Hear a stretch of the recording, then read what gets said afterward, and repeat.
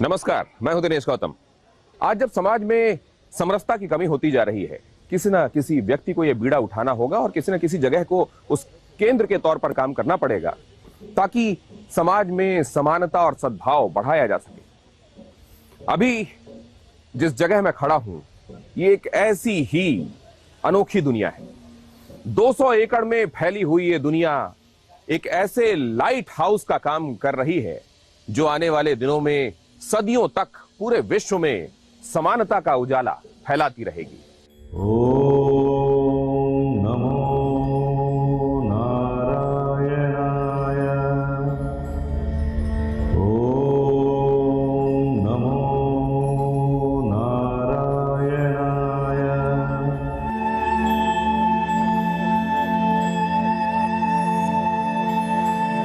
अंधियारे को बेमानी बनाता ये दिव्य लोक, लेकिन इस जगमगाती अद्भुत दुनिया का सिर्फ यही परिचय नहीं है, सिर्फ यही विस्तार नहीं है। ये बेमिसाल स्थापत्य एक विराट संदेश को विश्वव्यापी बनाने का उद्घोष है। ये स्टैचू ऑफ इक्वालिटी है।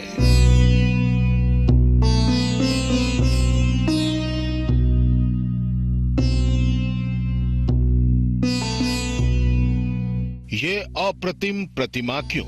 ये अप्रतिम प्रतिमा का अर्थ क्या? इन प्रश्नों के उत्तर से पहले जानिए ये दुनिया की दूसरी और देश की सबसे ऊंची बैठी हुई मूर्ति है।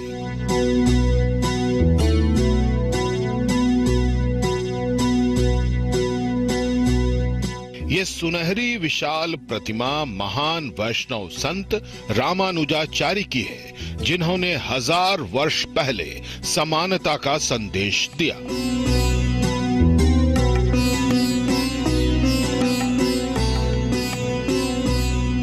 महाविष्णु के इस महान उपासक को समाज में उनके योगदान के बदले वो स्थान नहीं मिला जिसके वो अधिकारी थे।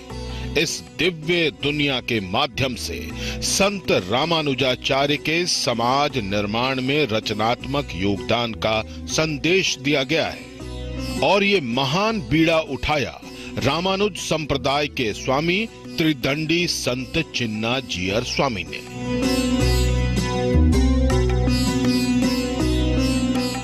कोविड ज़्यादा भयंकर नहीं है मेरी भावना में। ओमिक्रॉन ज़्यादा खतरनाक नहीं है तो मेरे ख्याल से, लेकिन जो इनइक्वालिटी का वायरस जो है, जो मानव का मन में ऐसा जम गया है, ये तो भयंकर वायरस है। इस वायरस को हटाना बहुत ज़रूरी है और इसका वैक्सीनेशन यही है जो इक्वालिटी का संदेश है, जिस संदेश का बीजारोप किया रामानुजाचार्य स्वामी जी महाराज ने। आजकल नहीं, 1000 साल पहले उन्होंने इस संदेश, समता संदेश का बीजारोप उन्होंने किया। भारत के संविधान में समानता मूल अधिकारों में शामिल है, लेकिन असलियत यही है कि समाज धर्म, जाति, लिंग, क्षेत्र, वर्गों में बटा है। ऐसे खंडित समाज को अखंडित करने का अनुष्ठान है ये आदमकद प्रतिमा और ये अविश्वसनीय लोक। ये पूरी रचना और दुनिया त्रिदंडी संत चिन्ना जीयर स्वामी के स्वप्न के साकार होने का परिणाम है। ये है स्टैच्यू ऑफ इक्वालिटी, समानता की प्रतिमूर्ति, समता का विग्रह। ये श्री रामानुजाचार्य की विशाल प्रतिमा है और इससे ऊंची सिटिंग स्टैच्यू, बैठी हुई प्रतिमा पूरी दुनिया में सिर्फ एक ही है, थाईलैंड की ग्रेट बुद्धा की मूर्ति। 216 फीट ऊंची इस प्रतिमा की हर बात अपने आप में विलक्षण है। हर बात अपने आप में कोई ना कोई इशारा, मायना समेटे हुए है। वो श्री रामानुजाचार्य की प्रतिमा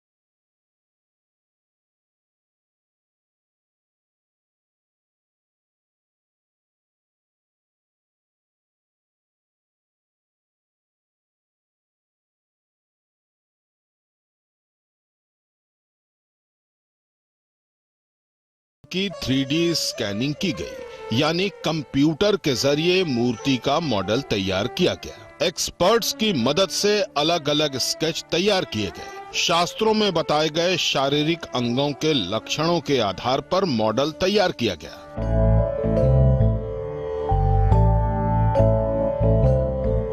बेंगलुरु में 3D मॉडल को अंतिम रूप देने के बाद 3 सदस्यों की टीम चीन गई।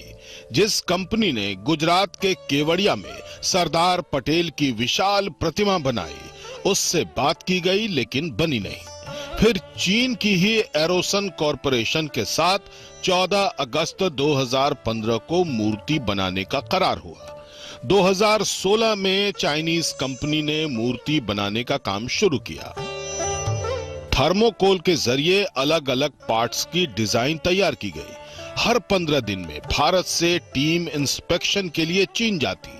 कंधे तक तो मूर्तियां बनाने का काम तेजी से हुआ, लेकिन चेहरे तक आते आते मूर्ति की कलाकारी धीमी पड़ गई।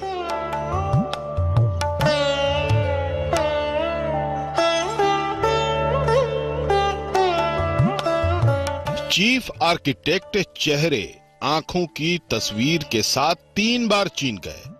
1800 बार चेहरे का करेक्शन किया गया। इस तरह संत रामानुजाचार्य का करुणामय चेहरा बनाने में 3 महीने लगे। आंखों की चौड़ाई 6.5 फीट और ऊंचाई 3 फीट रखी गई। इस तरह चीन की कंपनी ने स्टैचू के 1600 टुकड़े तैयार किए। प्रतिमा की बड़ी खासियत है कि इसमें कहीं भी वेल्डिंग के निशान नहीं है। 650 टन की मूर्ति को सहारा देने के लिए 850 टन स्टील का इनर कोर दिया गया है।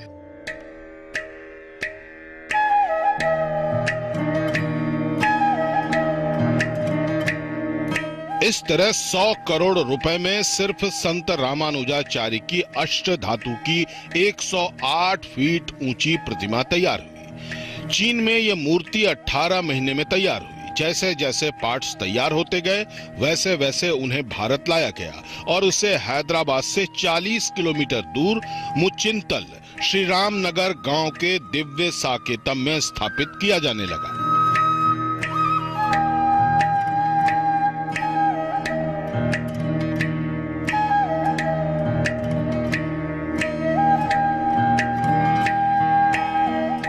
चीन की कंपनी ने मूर्ति पर किए गए सुनहरे रंग की 20 साल की गारंटी दी है। माना जा रहा है कि 2000 वर्षों तक मूर्ति का कुछ नहीं बिगड़ेगा। मूर्ति में पंचलोहे का भी इस्तेमाल किया गया है, जिसमें सोना, चांदी, तांबा, कांसा और टिन का इस्तेमाल किया गया है।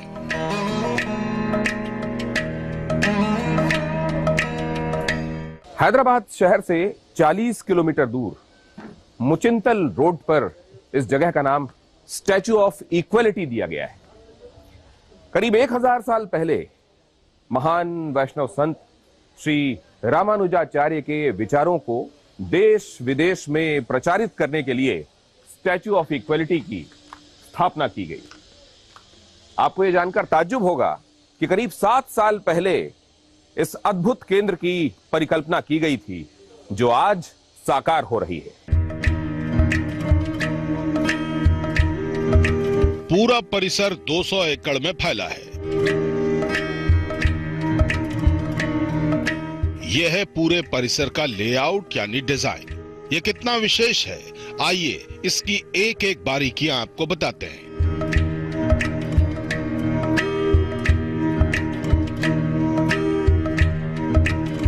इसके मुख्य द्वार पर घुसते ही बाईं और दाईं तरफ पार्किंग, जबकि सामने की तरफ फाउंटेन है। हरियाली पूरे परिसर का अभिषेक करती है। इसके आगे बढ़ने पर मुख्य प्रवेश द्वार आता है। भक्तों की संख्या और व्यवस्था को देखते हुए 2 प्रवेश द्वार बनाए गए हैं। प्रवेश द्वार के बीच में आचार्य अभिषेकम है, जिसके बाद मुख्य वेदी की तरफ जाने वाली सीढ़ियां। परिसर में संत रामानुजाचार्य का संदेश देने के लिए ओमनी थिएटर और लाइब्रेरी की भी सुविधा है। रामानुजाचार्य स्वामी जी का इतिहास का निर्माण करने में या कोई कुछ झलक उनके जीवन से दिखाने के लिए हम एक टेक्नोलॉजी लेने जा रहे हैं, जिसको ऑगमेंटेड रियलिटी बोलते हैं, वर्चुअल रियलिटी बोलते हैं, मिक्स्ड रियलिटी बोलते हैं। तो ऐसे भी टेक्नोलॉजी यहाँ पर ले रहे हैं। जो बात इस पूरे परिसर को विशेष बनाती है वो है 9 का अंक। भद्र वेदी से जुड़ी हर चीज का रिश्ता 9 अंक से है। जैसे संत रामानुजाचार्य की प्रतिमा 108 फीट ऊंची है, जिसका योग है 9।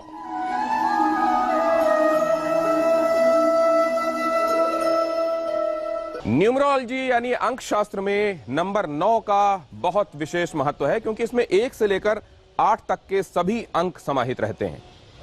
इसीलिए 9 को निर्विकार अंक भी कहा जाता है। यह बहुत बड़ा और शक्तिशाली अंक भी माना जाता है, क्योंकि इसमें रचनाशीलता और कल्पनाशीलता के लिए बहुत गुंजाइश होती है। इसीलिए अब जब इन सीढ़ियों से चढ़ते हुए मैं आगे की तरफ बढ़ रहा हूं, तो आपको जो भी नजर आने वाला है वो नंबर 9 के अंक 9 के महत्व को और ज्यादा चरितार्थ करने वाला है। शास्त्रों के आधार पर बनी संत रामानुजाचार्य की प्रतिमा और 9 का रिश्ता गहरा है। अंक शास्त्र में 9 एक इटर्नल यानी शाश्वत संख्या है। शाश्वत संख्या अनिश्चित काल तक जारी मानी जाती है। 9 संख्या जो है वो अविनाश तत्व को बोलने के लिए लेते हैं। न केवल अविनाश, जो अपने से मिलते हैं उनको अविनाश बनाना एक स्वभाव होता है। उस स्वभाव के बारे में भी 9 संख्या बताता है। मैं आपको एक एग्जाम्पल दूंगा। 9 कितने बार भी आप मल्टीप्लाई करो और उसको जोड़ देंगे तो 9 ही आएगा। अब जरा विस्तार से समझिए। जमीन से इसकी ऊंचाई 216 फीट है, जिसका जोड़ 9 है। भद्रवेदी 54 फीट है, जिसका जोड़ 9 है। प्रतिमा की ऊंचाई 108 फीट, जिसका योग 9 होता है।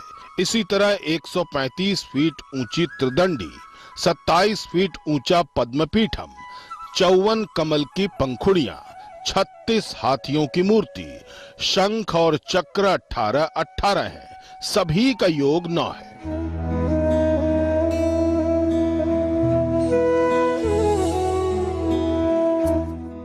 इस विशेषता के अलावा पूरे परिसर में कई अद्भुत चीजें हैं, लेकिन सवाल उठता है कि क्यों? आखिर एक संत की इतनी ऊंची और भव्य प्रतिमा की आवश्यकता क्यों? एक बात है, if you leave the shore you will be definitely reaching a new शोर। तो वैसा हम आज करना कम से कम चालू किए तो हमारा संकल्प है और हमारा विश्वास भी है, अवश्य ही आचार्य की कृपा से इस अमृत धारा आगे लोगों को चैतन्य दे सकता है। संत रामानुजाचार्य का जन्म 10 मई 1017 में तमिलनाडु के श्री पेरम्बदूर में तमिल ब्राह्मण परिवार में हुआ। कहा जाता है कि वो 120 साल जीवित रहे।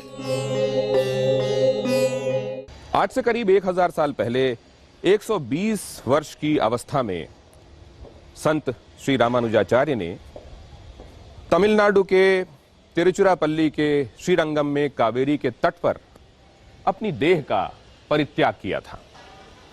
उनका शरीर आज भी श्रीरंगम के परिसर में दक्षिण पश्चिम के कोने में उसी तरह संरक्षित है। और खास बात यह है कि यहां पर उनका यह शरीर किसी मम्मी की तरह लेटी हुई मुद्रा में नहीं, बल्कि बैठी हुई मुद्रा में है। मतलब श्री रामानुज स्वामी का वो संरक्षित शरीर आज भी उपदेश की मुद्रा में है। संत रामानुजाचार्य की ये आदमकद प्रतिमा उपदेश देने की मुद्रा में है। इस उपदेशात्मक मुद्रा वाली मूर्ति के जरिए क्या मैसेज देने की कोशिश की गई है, ये समझिए।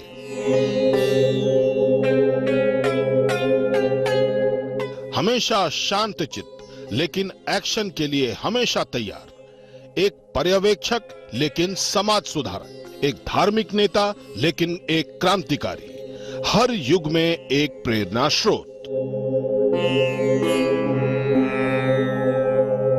इस मैसेज को अस्थायी बनाने के लिए विशाल प्रतिमा के नीचे संत रामानुजाचार्य की 120 किलो सोने की मूर्ति भी स्थापित की गई है, जहां नियमित पूजा पाठ और हवन होगा।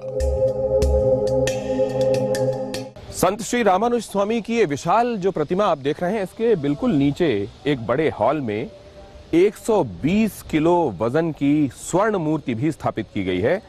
और वो हॉल जहां इसे स्थापित किया गया है, उसकी नक्काशी, वहां का वातावरण अद्भुत शांति से भर देने वाला है। 120 किलो ही वजन क्यों? क्योंकि सुदीर्घ जीवी संत रामानुज की उम्र भी 120 साल की थी। बचपन में रामानुजाचार्य कांची में गुरु यादव प्रकाश से वेदों की शिक्षा ली। रामानुजाचार्य आलवार संत यमुनाचार्य के प्रधान शिष्य थे। गुरु की इच्छा अनुसार रामानुज से 3 विशेष काम करने का संकल्प कराया गया: ब्रह्मसूत्र, विष्णु सहस्त्रनाम और दिव्य प्रबंधम की टीका लिखना। गुरु के आदेश के पालन के लिए रामानुजाचार्य ने गृहस्थ आश्रम त्याग कर श्री रंगम के यतिराज नामक सन्यासी से सन्यास की दीक्षा ली। पहले रामानुज ने दक्षिण में 14 साल वैष्णव धर्म का प्रचार किया। इसके बाद उन्होंने वैष्णव धर्म के प्रचार के लिए पूरे भारतवर्ष का भ्रमण किया। 1137 में 120 वर्ष की आयु पूरी कर वो ब्रह्मलीन हुए।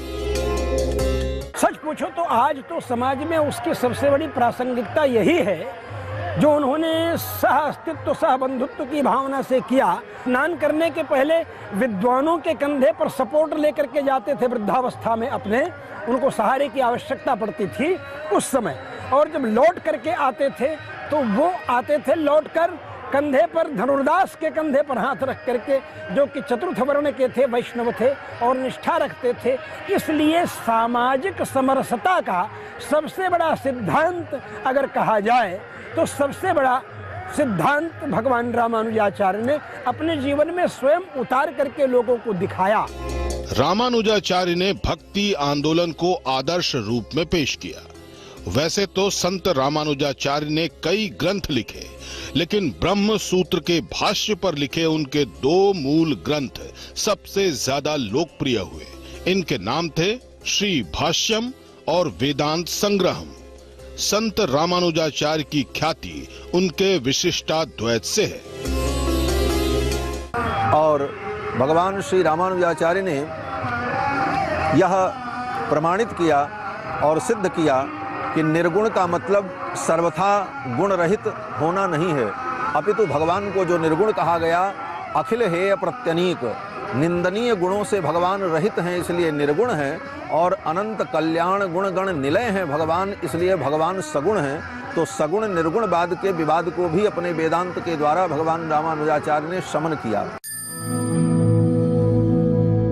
कुल मिलाकर रामानुजाचार्य ने ज्ञान की जगह भक्ति को महत्व दिया। इस तरह दक्षिण के आलवार और नायनार संतों ने जिस भक्ति आंदोलन की शुरुआत की, उसे रामानुजाचार्य ने देश के कोने कोने तक पहुंचाने का काम किया।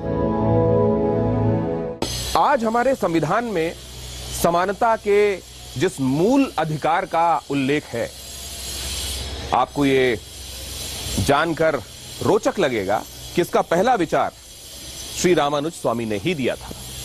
लेकिन समानता का यह विचार उस वक्त इतना आवश्यक क्यों था, आइए जानते हैं। संत रामानुजाचार्य का देश और दुनिया को सबसे विशिष्ट योगदान है समानता का सिद्धांत, जिसका अर्थ है धर्म, जाति, सामाजिक स्तर, लिंग के आधार पर कोई भेदभाव नहीं।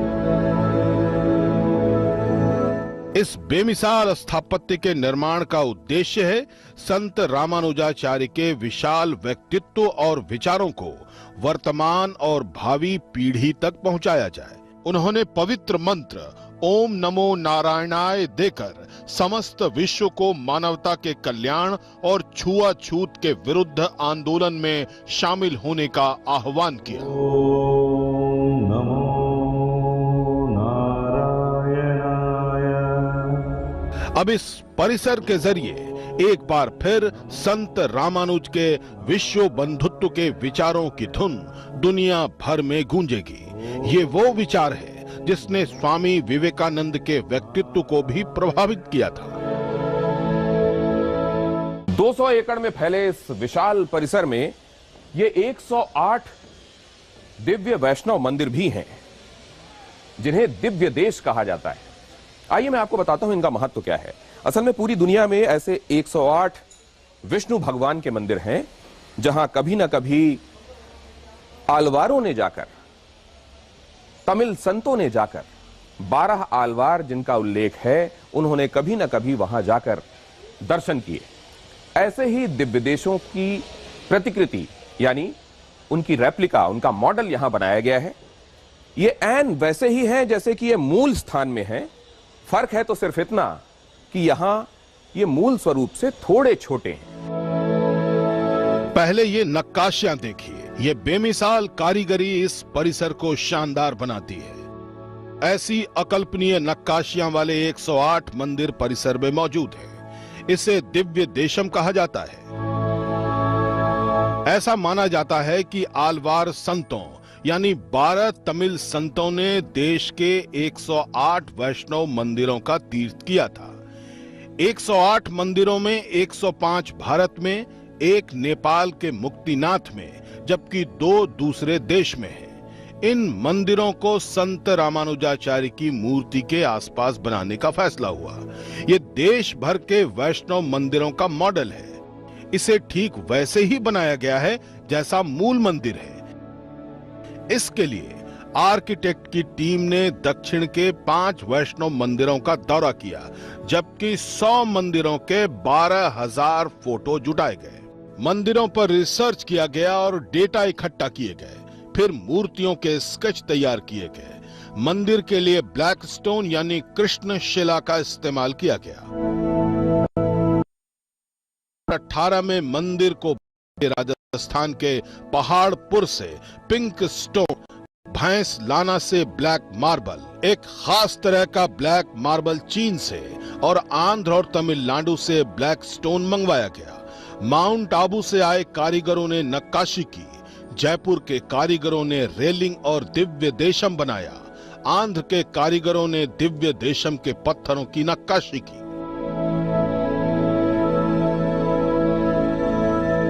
जिन जगहों से उन्हें प्रेरणा पाए, ऐसे 108 स्थान हैं, उनको हम क्षेत्र बोलते हैं।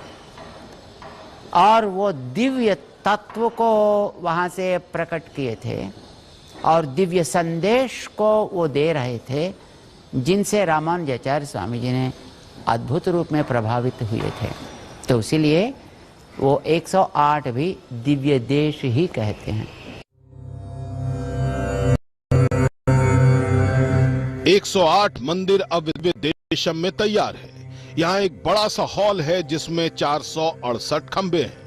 ये खंबे और ये हॉल स्थापत्य की बेजोड़ मिसाल है। ये भारतीय आध्यात्मिक संकल्पना का जीवंत दस्तावेज है। 108 मंदिरों का स्थापत्य भी एक अजूबा है।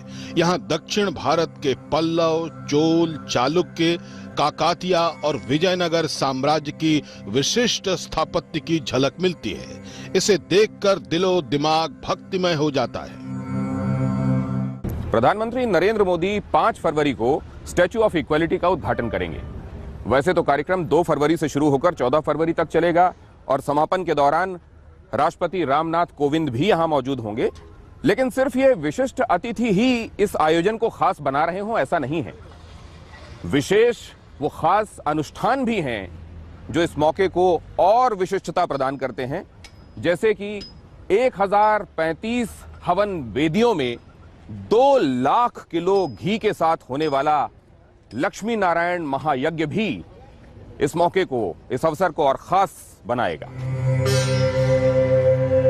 समारोह के लिए पूजा स्थल पर 1035 यज्ञ कुंड बनाए गए हैं, जिसमें लक्ष्मी नारायण यज्ञ होगा।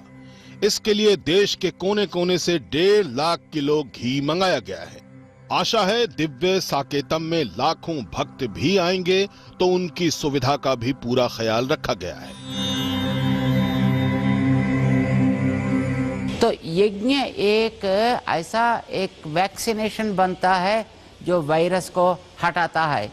न केवल बाहर का वायरस, अंदर का वायरस भी हटाता है। न केवल अंदर का वायरस ज्ञान का, और बाहर का वायरस भी हटा सकता है। तो इसीलिए यहाँ पर यज्ञ की कल्पना की। ये प्रायः दुनिया में सबसे बड़ा यज्ञ है। 1035 कुंडों से चलने वाले 100% वैदिक क्रिया। यह पूरा कैंपस 200 एकड़ में फैला है, जबकि स्टैचू साइट 40 एकड़ में।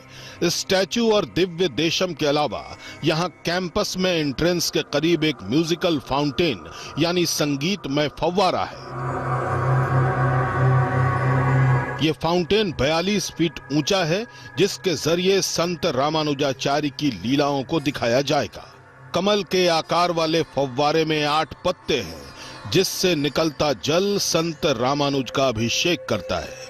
शाम के वक्त यहाँ पर 3D शो होगा, जो देखने लायक होगा। श्रीमते रामानुजाय नमः। इस तरह ये पूरा परिसर आध्यात्मिक विशिष्टता और तकनीकी कुशलता का शानदार मेल है।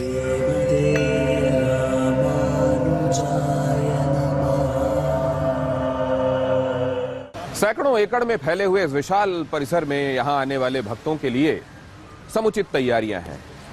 बड़ी पार्किंग, एस्केलेटर्स, रहने के लिए कमरे, फूड कोर्ट, लाउंजेस, सभी तैयारियां।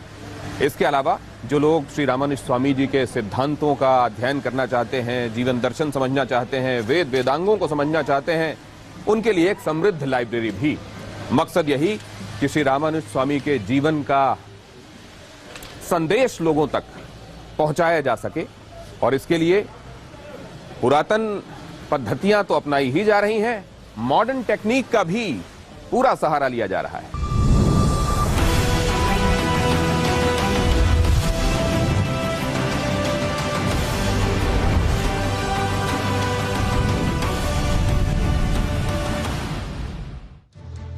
और चलिए अब रुख करते हैं सियासत सुपर 8 का। 2022 के चुनावी समर में बयानों का बारूद बरस रहा है। भाषा की मर्यादा को ताक पर रख दिया गया है। जैसे जैसे मतदान के दिन करीब आ रहे हैं, बयानबाजी के शूल और भी ज्यादा पैने होते जा रहे हैं। आइए आपको दिखाते हैं सियासत की रणभूमि में आज किन खबरों ने धाक मचाई है।